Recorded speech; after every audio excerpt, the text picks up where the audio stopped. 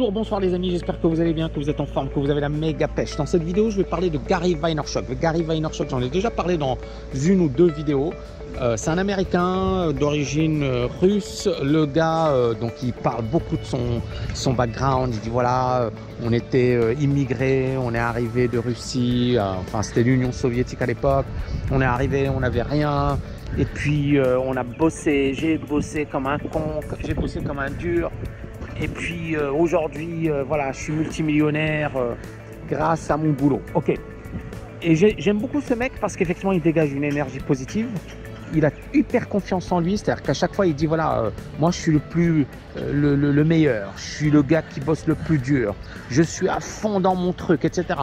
Et alors, c'est vrai que pour les Français et francophones, je ne sais pas si ça peut coller un truc comme ça. C'est-à-dire qu'il montre une certaine arrogance dans ses vidéos, dans ses questions-réponses. Parce qu'en fait, lui, son truc, c'est quand il donne des conférences, il ne dit pas « je donne des conférences ». Il dit « non, non, ça, c'est pas mon truc. Moi, je réponds directement aux questions ».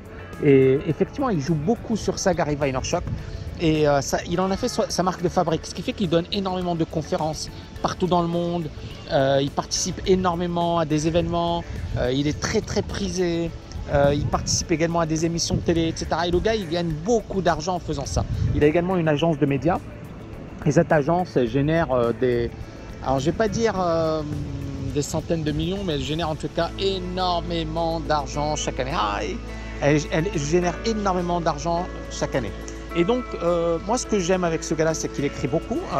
Il écrit des choses intéressantes, il dit des choses intéressantes. Et c'est vrai que c'est quelqu'un qui, effectivement, est super bon dans son approche, dans la manière qu'il a de vulgariser le business, dans sa manière qu'il a, effectivement, de rendre accessibles certains concepts. Ces bouquins sont géniaux. Il y a des concepts qui sont vraiment extrêmement intéressants. Je vais vous donner un concept. Il y a un bouquin qu'il a écrit qui s'appelle Grab,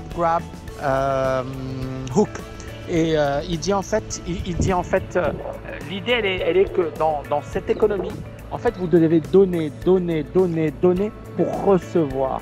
Beaucoup de gens ne veulent pas donner et veulent recevoir. Et il dit en fait, il faut apporter énormément de valeur aux autres. Si vous apportez énormément de valeur aux autres, vous en recevrez en retour. Et c'est la vérité. C'est-à-dire que regardons les plus grands youtubeurs ou les plus grands dans leur domaine. On pense on dit ouais, ils ont réussi parce que ce sont des salauds. Non, ils ont réussi parce qu'ils ont apporté énormément de valeur. Et en apportant énormément de valeur, les gens se sont dit bah tiens, ces gens-là, moi je les apprécie. Ils m'ont apporté énormément, ils m'ont permis de changer mon mindset, ils m'ont permis d'évoluer, ils m'ont permis d'avancer. Et à partir de là, ces gens-là, ils se disent bah, moi aussi, j'ai envie de lui donner à cette personne. J'ai envie de lui donner parce qu'elle m'a apporté tellement, j'ai reçu tellement de cette personne que j'ai envie de lui donner. Et on voit qu'on est dans une économie qui est totalement différente. Parce que généralement, les gens, vous êtes dans une entreprise, chacun est sur ses gardes, chacun se méfie de l'autre, chacun se dit ben, je ne vais pas donner le maximum. Et moi aussi, ça m'est arrivé. Parce que moi, j'avais bossé dans une boîte et dans cette boîte, ben, j'arrivais le premier, je repartais le dernier. Et donc, moi, je m'attendais à recevoir parce que je donnais tellement, je m'attendais à recevoir. Et comme je n'ai pas reçu, et comme, bon, ça s'est super mal fini pour moi cette histoire parce que, en fait, j'étais tellement généreux, etc., que je suis devenu l'homme à abattre parce qu'il y avait avec moi avec des paresseux, les gars, ils glandaient rien, ils prenaient leur pause, etc. Et moi, j'étais le tueur en termes de boulot. Dans un pays anglo-saxon, un mec comme moi, c'est vrai que ça passe, mais à Paris, non, ça passait pas trop, quoi. C'est-à-dire, il fallait être glandeur comme les autres, il fallait rien foutre comme les autres pour qu'on me fiche la paix. Et donc, je me suis fait plein d'ennemis.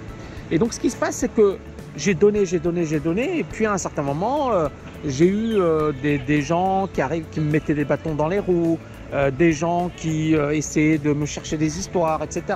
À tel point que j'ai démissionné de cette boîte. Et j'étais vraiment pas bien. Parce que je me suis senti trahi, etc. Je ne vais pas rentrer dans les détails, mais voilà, c'est arrivé à beaucoup de personnes parmi vous. Elles bossent dans une boîte, elles se donnent corps et âme, etc. Et au final, il n'y a pas de récompense.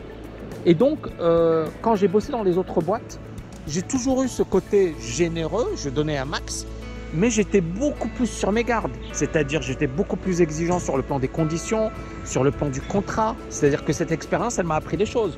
C'est-à-dire que quand vous avez un boss qui vous dit « Ouais, Tami, t'inquiète pas, tu auras tel truc », je lui dis « Ouais, c'est super, mais tu me l'écris sur papier, mon pote. Parce que moi, je sais bien ce que tu me dis, mais je le veux sur papier. Donc j'ai appris, ça a été pour moi un échec, mais j'ai appris de cet échec. Parce que dans cette boîte, les gars, ils me voyaient, j'arrivais tôt le matin, je repartais tard le soir. Les boss, ils me disaient, Tammy, tu vas diriger le département à Dublin. Tammy, t'es la star. Tammy, t'es le meilleur. C'est ça ce qu'ils me disaient les boss. Ouais, non, ok les gars, moi, ok, merci, je suis le meilleur, mais je veux voir concrètement sur un papier tout ça. Donc ça, c'est le monde de l'entreprise malheureusement, et je pense que beaucoup parmi vous connaissent un peu les problèmes du monde de l'entreprise. Maintenant, si on applique ça au monde du business, par exemple, vous avez une chaîne YouTube, par exemple, je ne sais pas moi, vous créez des formations, par exemple, je ne sais pas, je vais vous donner un exemple très bête, vous vendez des glaces. Moi, par exemple, à Dubaï, il y a un glacier qui est magnifique. Mais comment j'ai su que ce glacier était au top? Bah, c'est très simple, ils m'ont donné des trucs gratuits. Ils m'ont dit tiens, goûte, c'est bon, c'est bon, c'est bon. Et quand j'ai goûté, je me suis dit waouh, c'est super bon. Et je suis devenu client. Bon, j'y vais plus beaucoup ces derniers temps, mais vous comprenez le principe. Et bah, c'est la même chose dans le domaine du business. C'est-à-dire que si vous montrez rien, si vous montrez le truc le plus pourri que vous avez, d'accord? Si par exemple vous allez dans un resto et le gars il vous sert le truc le plus pourri, vous remettrez plus jamais les pieds dans ce resto. Par contre, si vous allez dans ce resto et on vous fait la totale, le service est génial, les gens sont super, la bouffe est géniale, tout est génial. Qu'est-ce qui se passe? Bah, ça vous marque et vous vous dites waouh, je vais revenir dans ce resto. C'est voilà, ils donnent, mais ils reçoivent parce qu'ils vous ont apporté tellement de valeur que vous vous dites mince alors, ce resto, je vais en faire la pub, je vais en parler autour de moi et en plus je vais devenir un client fidèle. Vous comprenez le principe? Donc c'est la même chose dans n'importe quel business. Et donc Vaynerchuk, je ne vais pas dire que c'est celui qui a inventé ce concept parce qu'il y en a plein qui en ont parlé, mais c'est l'un de ceux qui en a le mieux parlé. Après, bien évidemment, il y a des bouquins, Crash It, il y a comment dirais-je, bon, il a plein de bouquins. Moi j'adore ce mec. Alors je ne sais pas si c'est lui qui écrit les bouquins, ça j'ignore. Je pense qu'il y a des gars quand même, des ghostwriters, des écrivains qui écrivent pour lui. Probablement, c'est comme Tony Robbins. Le bouquin Money, moi je doute que ce soit lui. Moi je sais que quand j'ai écrit l'art du trading, c'est 675 pages et psychologie, ça a été une année. Mais une année, je faisais rien d'autre. D'accord, j'enseignais, mais dès que je rentrais chez moi, je bossais. D'accord, j'étais concentré, totalement focus. Et je suis agrégé sans me vanter, mais par exemple l'agrégation, vous êtes capable de, je sais pas moi, en 6 heures, on vous donne un sujet, c'est comme ça, hein, c'est en 6 heures, on vous donne un sujet et vous êtes capable d'écrire 30 pages, d'accord, 30 pages, mais avec un plan, avec une structure, avec des dates, avec des auteurs précis, des références. Je vous donne un peu le niveau, d'accord, 6 heures, on vous donne un sujet, on vous dit n'importe quel sujet et en 6 heures chrono, vous êtes capable de faire un truc de fou, d'écrire un bouquin. Donc, je suis agrégé, mais ça m'a demandé une année pour écrire l'art du trading et psychologie des grands traders, en bossant à fond. Donc, c'est pour ça que je me dis, par rapport à ça, je ne sais pas si c'est eux, mais on s'en fiche, ils peuvent avoir les idées, il y a des gens qui vont écrire derrière.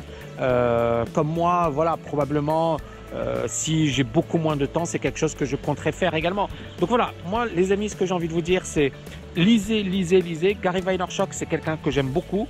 J'apprécie son énergie positive. Il a une chaîne YouTube qui est également géniale. Il publie énormément de vidéos. Donc voilà, moi c'est quelqu'un que je vous recommande. À bientôt les amis. Ciao, ciao, ciao.